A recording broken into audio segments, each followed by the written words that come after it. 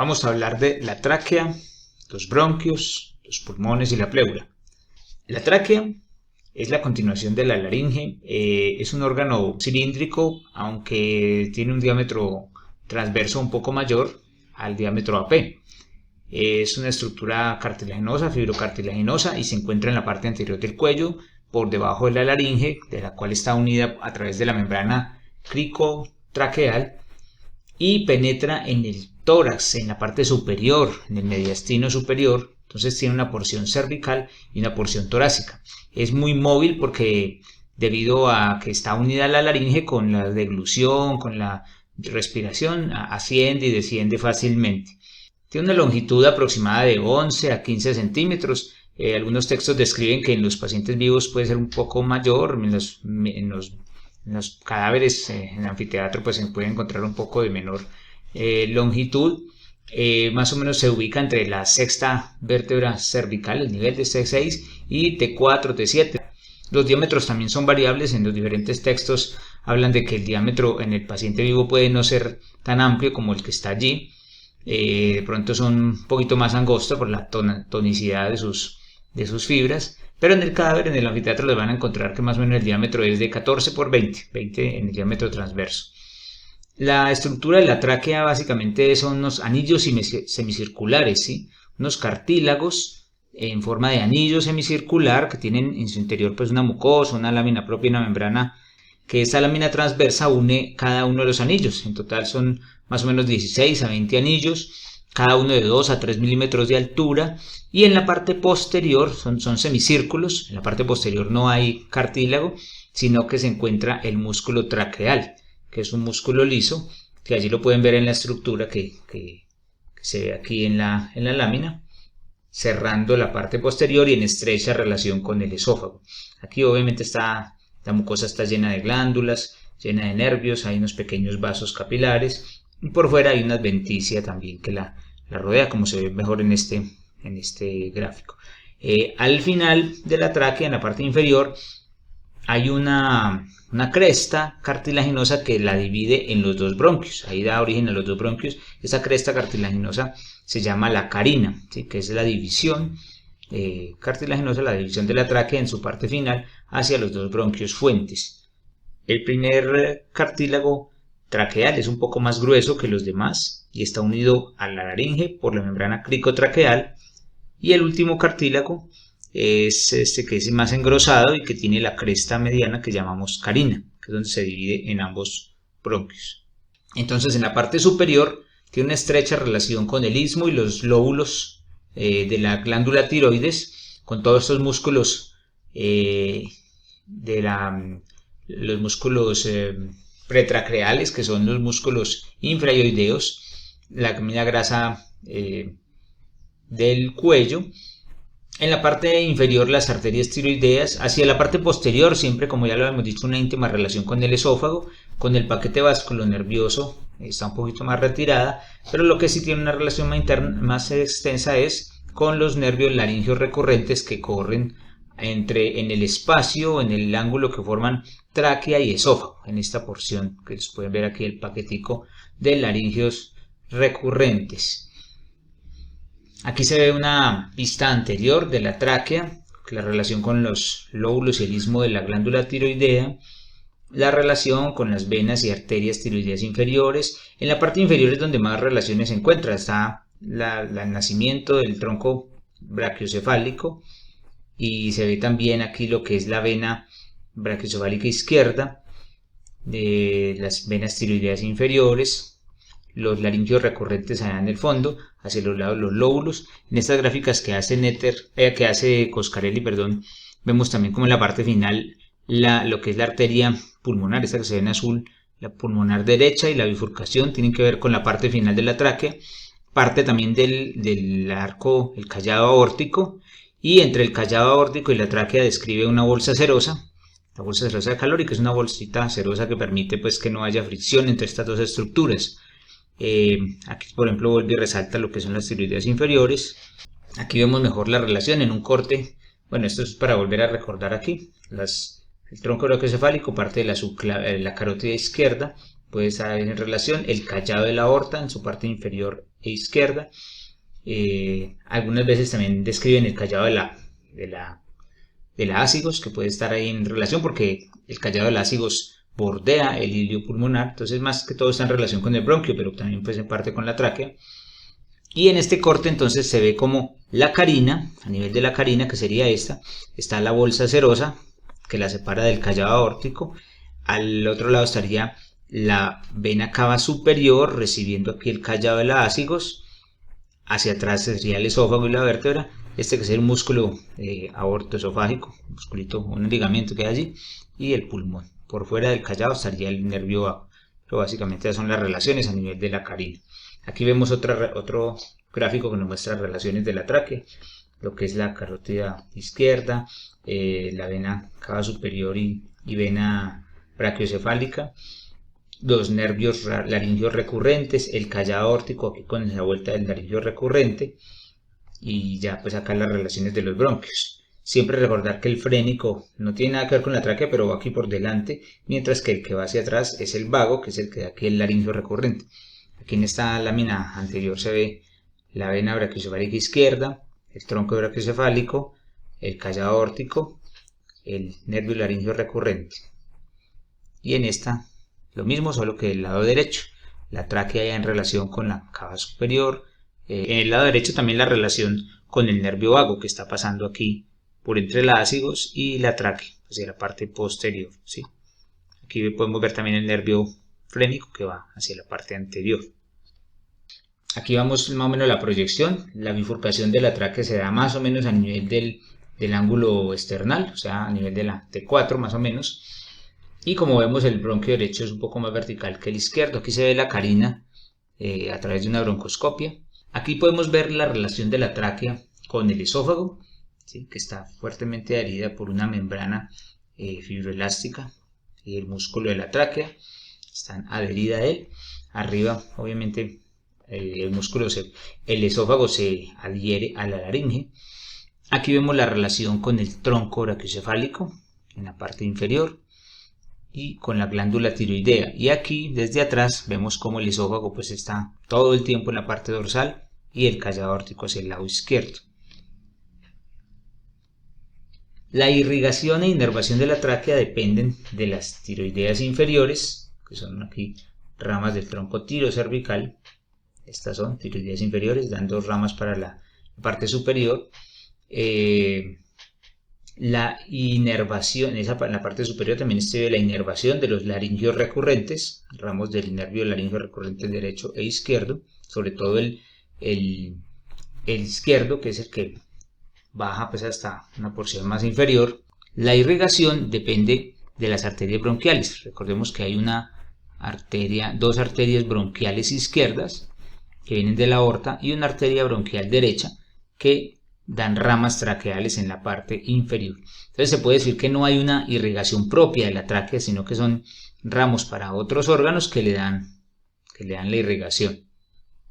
Aquí vemos la irrigación linfática, que son nodos cardíacos, pretraqueales, bronquiales, que van a drenar directamente al confluente yugulosubclavio izquierdo, al conducto torácico o al conducto linfático derecho. En cuanto a los bronquios tienen, ya les había dicho que tienen ciertas diferencias. Las más importantes son estas que están acá. El bronquio derecho es más corto, tiene 2 centímetros de longitud de promedio en un adulto, mientras que el izquierdo es más largo, 5 centímetros en promedio. La otra diferencia es que es más ancho el derecho, tiene 15 a 16 milímetros, mientras que el izquierdo es más estrecho, 10 a 11 milímetros. Este es más vertical, esa es de pronto la parte más importante de la anatomía del bronquio derecho, que es más vertical y rectilíneo, mientras que el izquierdo es horizontal. Entonces los cuerpos extraños van a preferir casi siempre quedar en el bronquio derecho, por eso siempre hay que sospechar que los cuerpos extraños se vayan hacia acá. Lo mismo que cuando se intuba a un paciente, el tubo endotraqueal generalmente se introduce a veces hacia el bronquio derecho. El bronquio derecho además está rodeado por el callado de la vena ácigos, mientras que el izquierdo está rodeado por el callado de la aorta. Y como la tráquea se desvía un poco hacia la derecha por acción del callado de la aorta. Entonces este bronquio izquierdo debe quedar un poco más largo y un poquito desviado hacia atrás. Aquí voy a usar una animación de Coscarelli en la que se pueden ver muy bien las relaciones de los bronquios. Entonces en este caso, por ejemplo, Coscarelli nos muestra que esta parte inferior, sobre todo la parte inferior y anterior del bronquio izquierdo, tiene relación con el atrio izquierdo del corazón. Este sería el atrio izquierdo, que recibe las 4 venas pulmonares. Las venas pulmonares superiores están por la parte de adelante del bronquio derecho y también del bronquio izquierdo por la parte anterior, mientras que las venas pulmonares inferiores van en la parte inferior del hilio pulmonar, o sea, por debajo de los bronquios. La arteria pulmonar, que sale aquí del ventrículo derecho, se divide a nivel un poco hacia la izquierda, en la bifurcación más hacia la izquierda, más hacia el bronquio izquierdo, pero tiene relación aquí también con la parte final de la tráquea, y entonces ahí viene la división de la pulmonar, en pulmonar derecha, pulmonar izquierda. Básicamente esas arterias en el lado izquierdo va por encima del bronquio, la izquierda, y la derecha va pasando, atravesando la parte anterior, cara anterior del bronquio derecho. Y la otra relación es la arteria aorta, el callado de la aorta, que ya habíamos dicho, que monta sobre el hilio, sobre el bronquio izquierdo, da la vuelta sobre el bronquio izquierdo con una bolsita cerosa que hay allí. Aquí vemos los cortes a nivel de los pedículos. Los pedículos son esta parte que se puede coger, ¿cierto? Se puede agarrar de cada uno de los pulmones. Entonces, el pedículo derecho vemos bronquio al frente de la arteria pulmonar y luego las venas pulmonares al frente y abajo. En el lado izquierdo, en cambio, vemos el bronquio, la arteria encima, la arteria pulmonar encima del bronquio, y las venas sí adelante y abajo como en el otro lado. Ahora, la otra relación importante es el atrio derecho, que está recibiendo la vena cava superior con las venas brachiocefálicas o innominadas, la izquierda y la derecha. La izquierda que pasa por delante de la tráquea y la derecha que viene aquí en este sector, y que aquí en la vena cava hacia atrás van a recibir a la vena ácigos que se ve ahí en el fondo, ¿cierto? La vena ácigos. Entonces la vena ácigos viene desde atrás y hace el callado por encima del hilio pulmonar, desembocando en la cava superior. Y también tiene estrecha relación obviamente con el bronquio derecho y el final de la tráquea. Entonces ahí ya Coscarelli nos muestra con estos dibujos lo que es la animación. Esta es una vista desde el lado derecho. Aquí vemos el bronquio, el callado de la ácigos y aquí la yugular, la vena cava superior, llegando al atrio derecho. Y en el lado izquierdo entonces vemos ahí ya la aorta completa y el hilio pulmonar del lado izquierdo. Los bronquios entonces tienen unas bifurcaciones, unas divisiones. Entonces los bronquios fuentes son estos pedazos que se ven acá, de un lila más oscuro. El bronquio fuente derecho, el bronquio principal derecho, en su trayecto hacia el hilio da el bronquio lobar superior, y cuando entra el hilio da el bronquio lobar medio y el bronquio lobar inferior. Estos bronquios lobares a su vez dan bronquios segmentales, que son estos que se ven acá en verde, y cada bronquio segmental da a su vez bronquios subsegmentales en forma dicotómica, se van dividiendo de dos en dos como están acá. En el lado izquierdo, el bronquio principal izquierdo da origen al bronquio lobar superior e inferior, ¿sí? Aquí ya vemos los nombres, la clasificación del árbol bronquial. En el lado derecho, bronquio lobar superior da los segmentarios apical, posterior y anterior. El bronquio lobar medio da el segmentario lateral y medial, y el lobar inferior da el segmentario superior, basal medial, basal anterior, basal lateral y basal posterior. En el lado izquierdo son solamente dos lóbulos. Entonces está el bronquio lobar superior, que da un segmentario apicoposterior y uno anterior, y el lingular superior e inferior. Y el bronquio lobar inferior da el bronquio segmentario superior, basal anterior, basal lateral, basal posterior, igual que en el lado derecho.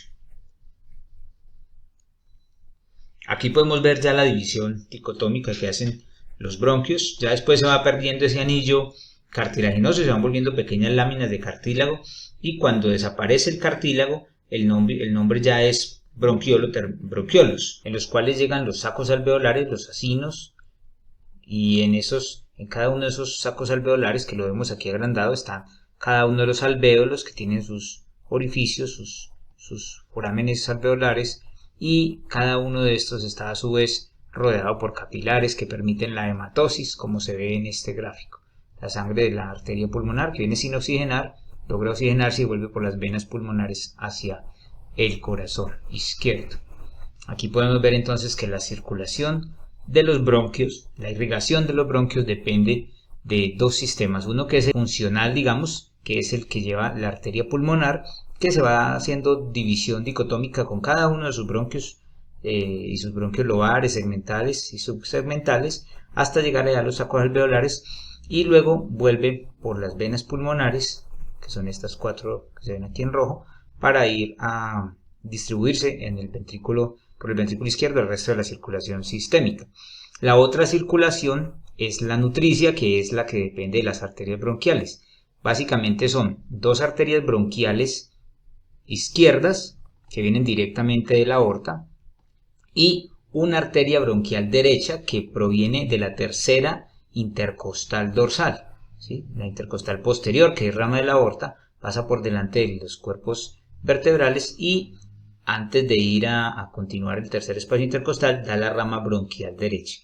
Esa rama bronquial derecha y las 2 ramas bronquiales izquierdas se distribuyen por todas las divisiones de los bronquios y van a ser parte del paquete nutricio, el paquete vasculonervioso. Igual vienen las venas a su vez, aquí hay variaciones de las arterias que muestran en este atlas.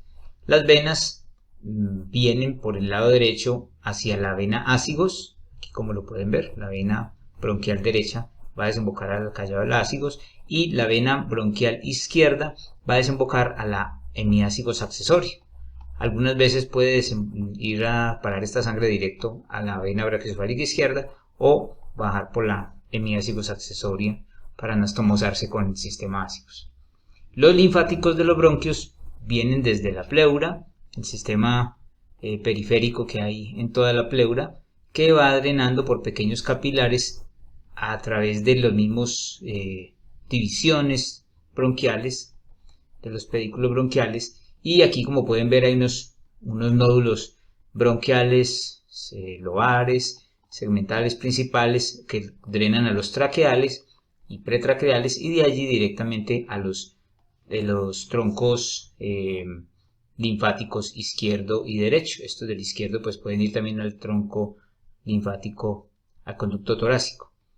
Acordémonos que los linfáticos de la parte inferior del lado izquierdo pueden a veces drenar y pasar hacia el lado derecho para subir por los traqueales derechos a el tronco mediastínico y el tronco linfático del lado izquierdo, del lado derecho. La inervación de la tráquea y los bronquios depende de los segmentos simpáticos de T1 a T4, inclusive a veces T5, que llegan por ramos comunicantes que van al plejo pulmonar, los plejos pulmonares, los ramos del laringio, los ramos parasimpáticos del laringio recurrente se encargan de la parte superior y ramos parasimpáticos traqueales que van directamente desde el vago a formar el plejo pulmonar también se distribuyen por todas las divisiones de los bronquios. Básicamente las aferencias dolorosas y irritantes van por las mismas vías del parasimpático, o sea, las vías vagales, ¿sí? Las vías aferentes van por el lado vagal. Aquí podemos ver otra gráfica en la que se muestran pues, los vagos, dando los ramos parasimpáticos y las cadenas simpáticas que dan ramos simpáticos para el plejo pulmonar que se va a distribuir en todo el árbol bronquial. Esta es otra lámina en la que se ve también el laringio recurrente en la parte posterior. Y aquí está una vez más la división de los bronquios. Para eso hay unas nomenclaturas. Aquí, por ejemplo, Netter nos habla de esta nomenclatura que es con letras y básicamente pues enumera todos los bronquios hasta el 6º orden. Los pulmones son un par de órganos que se encuentran en los espacios pleuropulmonares al lado y lado del mediastino, ocupando la cavidad torácica. tienen una superficie brillante, como se puede ver aquí, lisas, son muy livianos, digamos, son una esponja, están llenas de alvéolos que a su vez tienen aire, por tanto son muy livianos y son esponjosos, a su vez son elásticos. Ellos se mantienen expandidos por la presión negativa que hay dentro de la cavidad torácica. Cuando hay un neumotórax o se comunica esa presión con la externa, se colapsan, tienden a colapsarse por muchas fibras elásticas que tienen. Algunos libros hablan de que los pulmones pueden pesar entre 900 y 1300 gramos, pero pues esto depende obviamente de la edad, del sexo, de muchas condiciones. En realidad pueden ser un poco más livianos en un paciente vivo. En un cadáver de pronto sí pueden tener un mayor peso, por lo que se depositan ya más líquidos en su interior. La superficie, a ver, son como unos conos y unos semiconos que tienen una porción superior o ápice, tienen una base que es cóncava porque está en contacto con el diafragma y a través de él pues con el hígado y las estructuras abdominales. Tienen una pared interna que sería también un poco cóncava y es la pared mediastinal, ¿sí? Ambos. Y tiene una pared externa que sería esta pared que es la esternocostal o la pared costal, que está en relación con el esternón, las costillas y las vértebras torácicas. Tiene a su vez entonces unos bordes, ¿cierto? Un borde aquí anterior, que es todo este que está en la parte inferior, y el borde que da hacia adelante, hacia la parte external o externo-mediastinal. Y tiene un borde posterior que es más redondeado. El anterior es, digamos, más agudo, más filoso, digamos, si se continúa con los recesos costodiafragmáticos anteriores, y el borde anterior longitudinal, que es este que tiene a su vez una escotadura que es más evidente hacia el lado izquierdo porque el corazón ocupa el espacio y hace esto que llama la incisura cardíaca o escotadura cardíaca, que es más evidente hacia el lado izquierdo.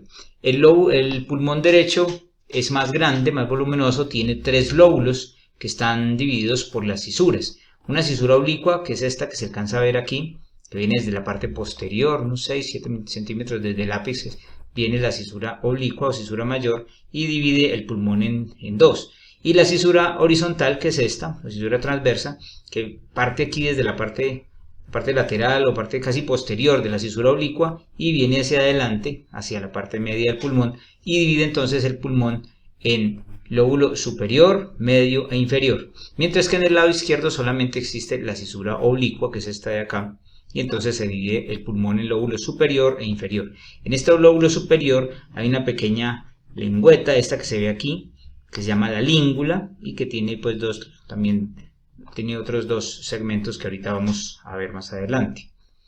La proyección en el paciente del pulmón, entonces vemos que en inspiración logra ocupar todo el receso, el espacio que queda, el espacio pleural que queda hasta el diafragma, más o menos hasta el 8º cartílago costal, 10ª costilla, y en la parte de atrás hasta la 12, pero en expiración se sube más o menos hasta las 7, o sea que se puede subir hasta 3 espacios intercostales en la expiración, y lo mismo en la inspiración, pues ganar esos 3 espacios intercostales como se ve acá.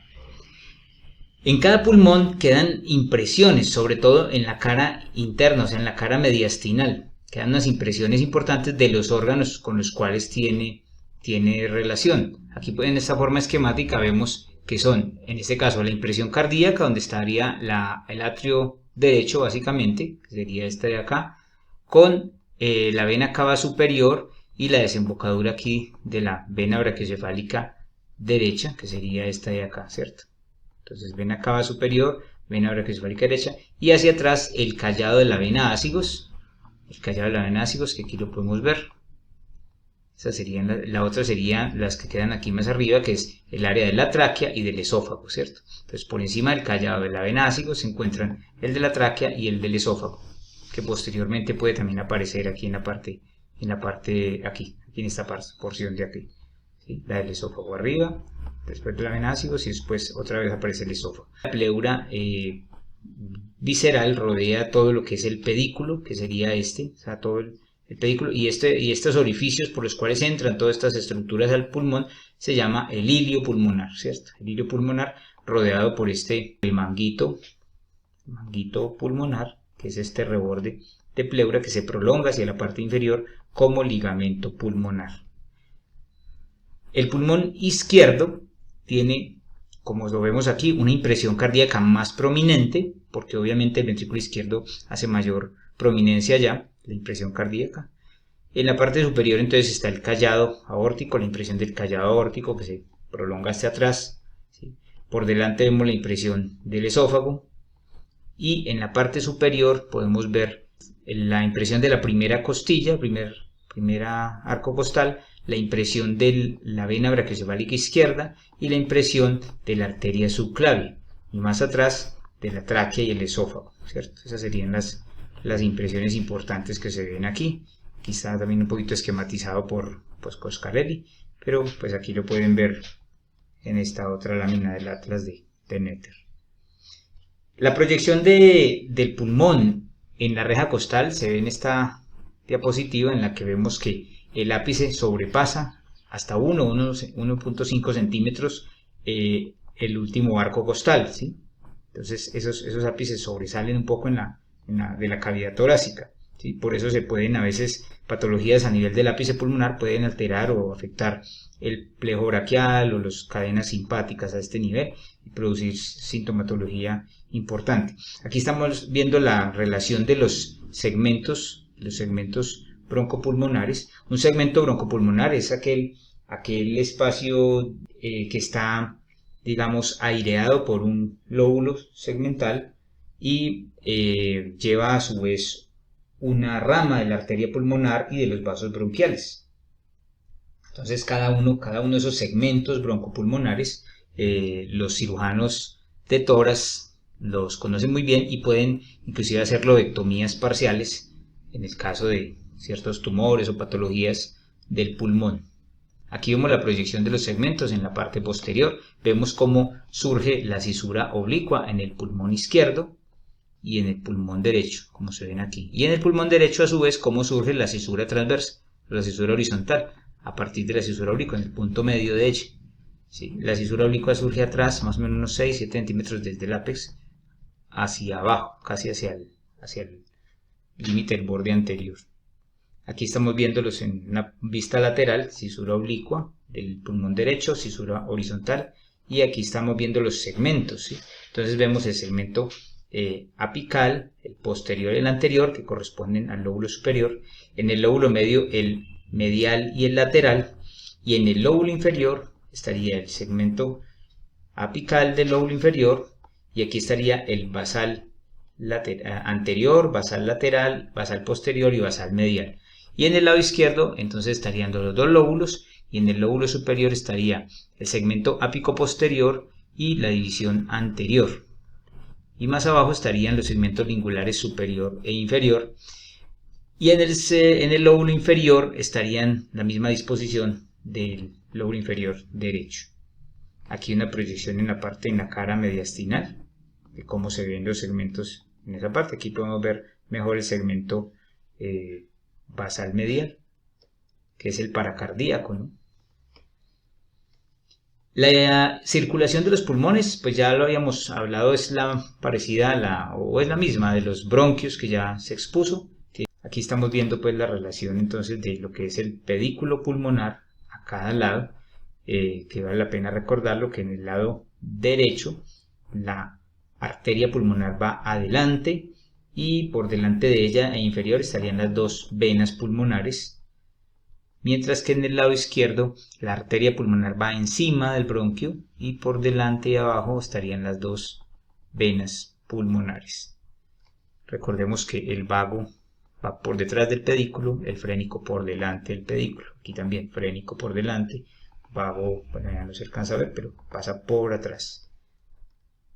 La linfa ya la habíamos también revisado, entonces acordémonos que va por los nodos linfáticos bronquiales principales, traqueales y a los nodos cervicales profundos y algunos a los nodos brachiocefálicos, al conducto linfático derecho y al conducto torácico o broncomediastínico izquierdo. La inervación ya lo habíamos dicho de los segmentos T1 a T4 simpáticos o T5 por el plejo pulmonar anterior y reciben a su vez parasimpático del vago, del nervio laríngeo recurrente, y de fibras vagales para los segmentos broncopulmonares correspondientes. Las pleuras son las membranas que recubren el pulmón, y entonces son dos, una parietal que va adherida a la reja costal y la visceral que va adherida a la superficie del pulmón. Esa visceral penetra en las fisuras, en cada una de las fisuras, oblicua y horizontal, y en el lado izquierdo también está firmemente adherida. Y en cambio la parietal tiene unos espacios, deja unos espacios que son estos que se ven acá, que son el receso costodiafragmático, que está en la parte anterior y se va hasta la parte posterior, y que se llena cuando el paciente hace inspiración, y el receso costomediastinal, que es en la parte anterior, prolongando, digamos, los bordes anteriores de ambos pulmones, sobre todo en el lado izquierdo. Son los recesos costodiafragmáticos y costomediastinales. Aquí podemos ver entonces que las pleuras, por encima de las pleuras y en estrecha relación están los vasos torácicos internos, igualmente los vasos y el paquete musculofrénico y pericardiofrénico, que serían hacia la cara medial de las pleuras. Las pleuras, como ya habíamos dicho, le hacen aquí un manguito al pedículo pulmonar al lado y lado, y se prolongan hacia abajo con un repliegue que va por detrás de la tráquea, que se llama el ligamento pulmonar. Este repliegue, ligamento triangular del pulmón o ligamento pulmonar, básicamente. Aquí se ve bien cómo se forma el ligamento triangular. Esta es una forma de ver aquí el manguito que forman las pleuras, viendo alrededor del hilio pulmonar y cómo se forma el ligamento pulmonar a ambos lados. Aquí podemos ver las relaciones ya que tiene todo el pedículo pulmonar con los ligamentos pulmonares a ambos lados. La pleura en su parte posterior está engrosada, como sobresale 1 a 1,5 centímetros por encima, tiene un engrosamiento que le permite pues más estar fija a la primera costilla, y tiene unos ligamentos que le ayudan a mantenerse allí, que son los ligamentos costopleurales medial y lateral. Costopleural medial y lateral, que son estos de acá. Tiene otro que es el ligamento vértebropleural, que la une a las vértebras cervicales, al proceso transverso, y ocasionalmente hay un ligamento que se llama ligamento transverso pleural, pero que ocasionalmente tiene también músculo, y en ese caso se llamaría el músculo escaleno mínimo, ¿sí?, que ayuda a sostener la pleura adherida al proceso transverso de C7. Entonces esos ligamentos costopleurales, vértebropleurales y el músculo escaleno mínimo ayudan a sostener la cúpula pleural en su sitio y darle resistencia. En esta lámina podemos ver lo que es la pleura, la cara costal de la pleura, esternocostal, la cara diafragmática y la cara mediastinal, que está aquí perforada por el manguito que se continúa con el ligamento pulmonar hacia abajo.